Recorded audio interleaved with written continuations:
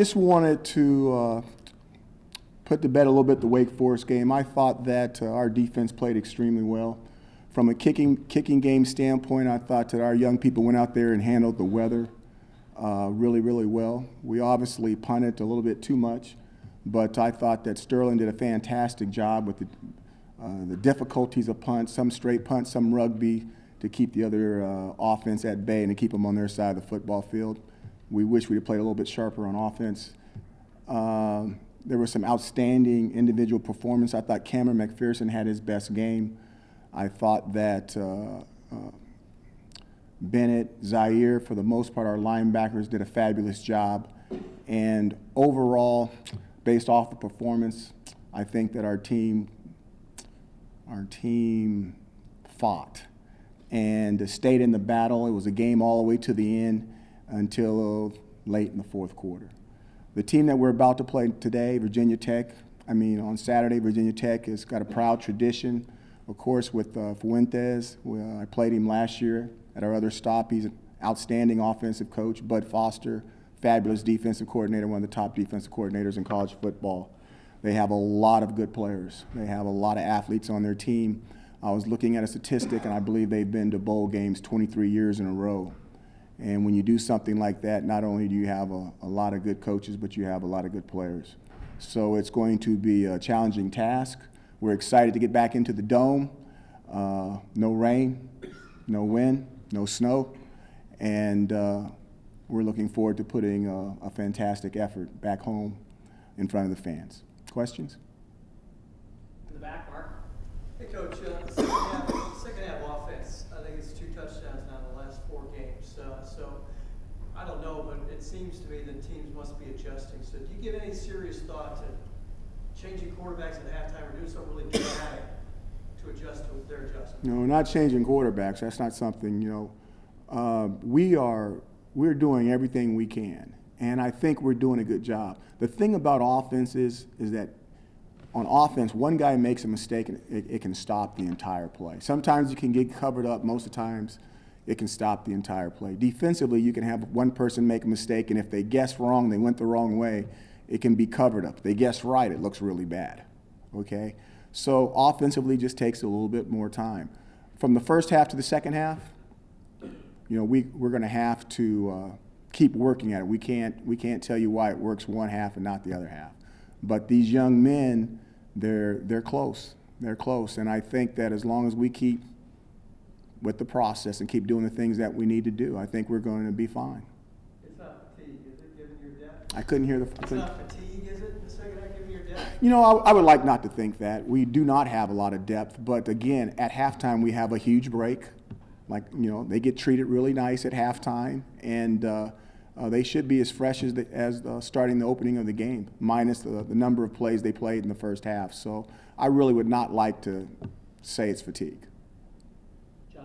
Have you gotten a chance to rewatch the hit that Kendall Coleman was ejected for, and what do you think of the play and the call? Yeah, I got a chance to see the play. I looked at it a bunch of times. I think it was a bang play. Obviously, I think it could have been called either way. I'm still hopeful that they reverse the call, because I did not see helmet-to-helmet contact. Now, he did go high on the quarterback. I thought it was a shoulder pad. I do not have the perfect look, the perfect clip yet. So if you guys have one out there to send me, please let me see it. But this looked like a bang play, the same type of plays I saw in the Miami and Florida State games that were on highlights. So they get to make the call. Regarding halftime adjustments too, you've talked about how it's difficult for a young team to transfer concepts, from the locker room to the field. I'm wondering if you've experienced that before with other teams, and is there like a time frame where you think it clicks and it's easier? Again, third time around. First time around when we were at Eastern Illinois with Jimmy Garoppolo. Jimmy Garoppolo had been a freshman starter for 2 years in a traditional throw offense. So in changing concepts with him, he'd already had a 2-year base. In going to Bowling Green, the very first year when we had our quarterback that got hurt in the first game and we had to go to our backup, the entire year, and we won our side of the conference and lost the championship game. We had some difficulties with him because he didn't have as much game management experience as the starter who got hurt in the first game. The second year when we got the other young man back, a lot smoother. Again, someone who had played a lot of years in a traditional throwing offense, and we did not have an issue. That was Matt Johnson. I think he ended up 46 yards short of 5,000 yards. And now here, I think not Dungy has the experience as a starter, but when you're changing from an option-based offense to a throwing offense, they really did not have the throwing concepts last year that we have here. So it just takes time until we build up his reservoir enough. And it's not just Dungy, it's the entire offense. Till we build all of them up enough so that they can really be comfortable with the stuff with the adjustments that we're making. Is that something you think they can get this year, or do you have to go through a season and a half, kind of like you talked about? Traditionally, the offense really gets good somewhere between the second year, between game 4 and 6. Stephen and then Mario. Talking with Colin Byrne after the game, he said sometimes it was hard to identify everything the Wake Forest defense was doing before the snap, especially when you're trying to go fast. I understand that's not the kind of conditions you'll be playing in every game, and because of that, every team's not going to try and blitz like that. But what do you ask for the offensive line, I guess particularly the center, to see before the snap? And is there any thought that when you do try and go fast, maybe they can't always see everything? It's first of all, the centers, the guards, the quarterbacks, the entire offensive line, they have a lot to do before the snap. But so does the defensive line. And the thing with tempo is that everybody's accelerated. You have to be able to operate at that accelerated pace. We talked about playing chess and playing tournament chess and putting the extra pressure on the other opponent.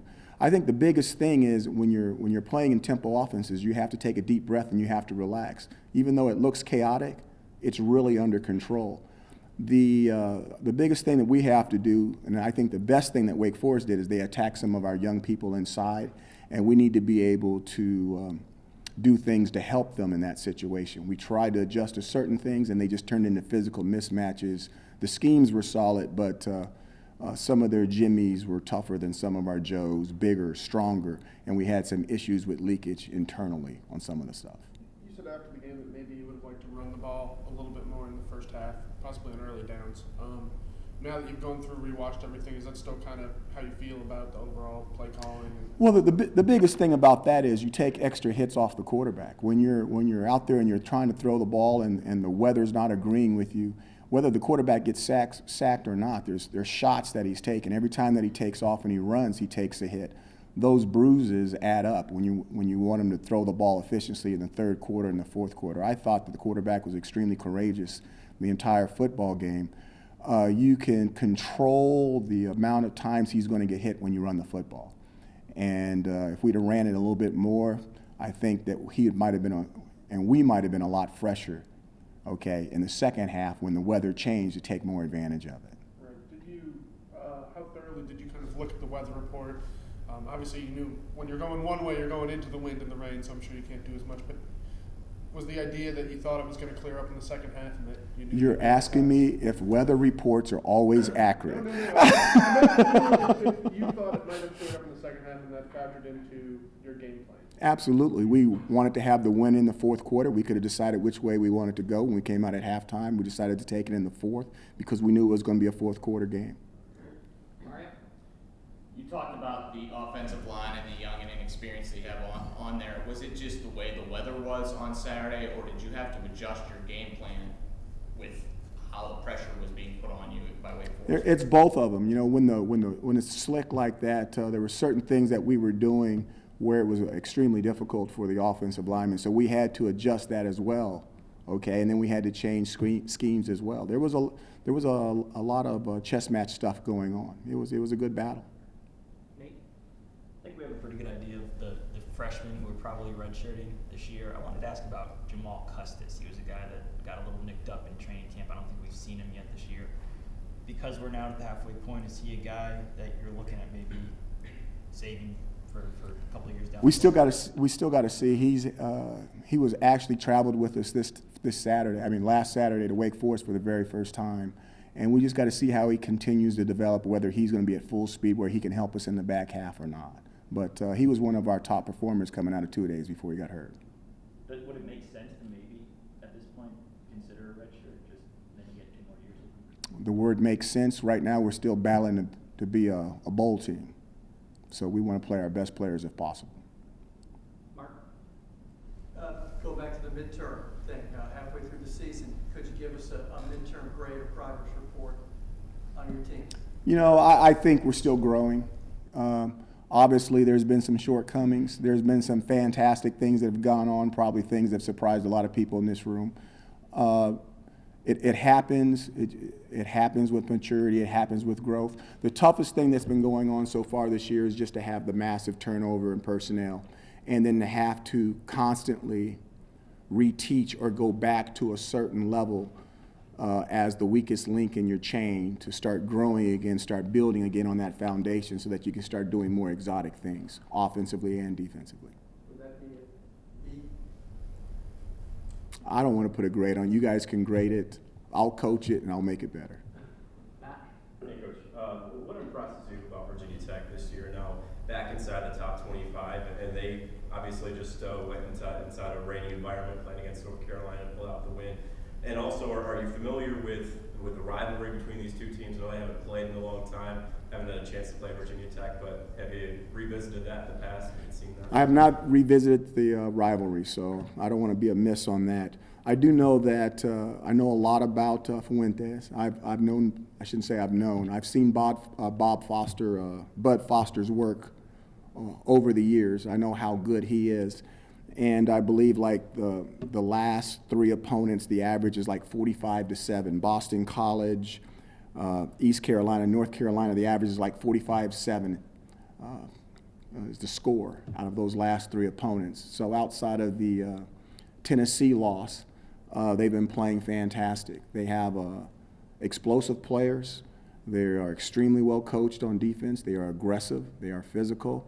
And offensively, their scheme works. You know, I've seen it up close and personal when Fuentes was at Memphis when they scored 44 points on my team that I was the head coach of last year. So I'm very familiar with what they do on offense, and Bud Foster's been around a long time, and he's been fabulous on defense forever.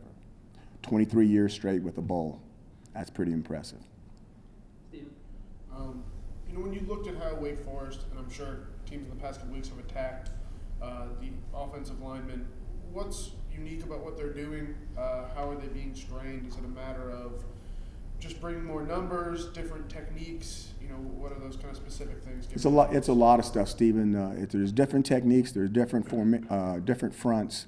They, from a personnel standpoint, they'll flop personnel to attack certain people who they feel are weaker or stronger in your protections. They'll scheme your protections. And they attack individuals, and then it's down and distance type tendencies that people will flop and do those things. So there's a lot to it, and you know, they're really good. They're good at it. Is there any thought that you might get Jason or Amari or Cody back to bolster? No, maybe one of those three. Maybe one of those three, and I'm not going to identify which one, so don't ask me. For this week or for the year? I don't know. I don't know the answer to that. I don't know the answer to that. But two of the three are pretty much done for the year. Okay, thanks. Last question from Tad.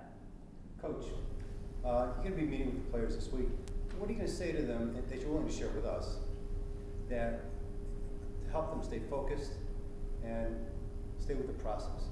Well, I think the biggest thing is, and we talked about it Sunday as a team, is that we have some really good players. And the thing that we have to do is we have to make sure that our really good players always play really good. We don't have enough good players that our good players can't play good. Now, we have some fantastic role players, and they are doing a nice job in their role. If they want to increase their role, then they need to do better if they want to become one of those go-to players. But I think one of the things in the Wake Forest game is that we just had some of our really good players didn't play good. They played okay, but they didn't play good. And we don't have enough of those guys for that to happen. Now, on that point, it's this no different with the coaching staff, okay? I don't consider our coaches to be average. I don't consider myself to be average. And I thought that game we were just okay. We've got to be a lot better as coaches, and we've got to make sure that we're giving every opportunity for these young men to have an opportunity to go to a bowl. Thank you, Coach. Thank you. You're welcome. it's